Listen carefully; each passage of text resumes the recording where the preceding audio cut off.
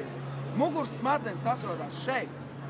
No Jēzus Kristus nāk uz šejienu, aiziet uz tejienu, uz manu roku, uz visu ķermeni. Un Ješo. O!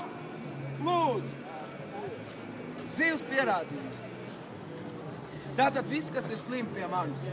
Šajā reizē es pavēltu, es šodien 3 cilvēkus jau pavēltu, jo es izciedinājis. Vairāk vai mazāk.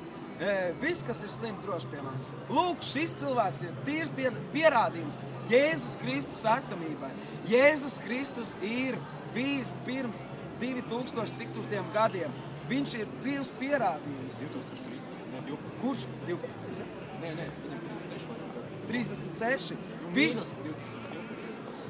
Jēzus Kristus. Tas ir YouTube? Tas ir taisnība. Jā. Šitā ir sensācija. Šī ir sensācija. Jēzus Kristus bija pirms 2013 gadiem. Nē, mīnus 36. Mīnus 36? No 2012 mīnus 36. Jā. 36 gadu Jēzus Kristus bija dzīvs. Jēzus Kristus bija dzīvs. Es varu to pierādīt. Kā tev sauc?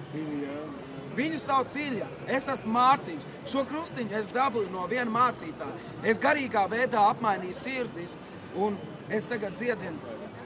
Man jau nav Marija. Es piedzimu galerijā centrs. Šo krustiņu man uzdāvināja mācītājs. Šī ir sensācija, ko jūs tagad filmējat. Šī ir tīrākā sensācija. Šo krustiņu, kurš maksā 5 miljoni, 15 miljoni, viņam vispār nav izskaidrojuma cena, ir pieder tikai vienīgais cilvēks, kurš audzēja vēzi un HIV ārstē. Tas ir Mārtiņš Gricmans.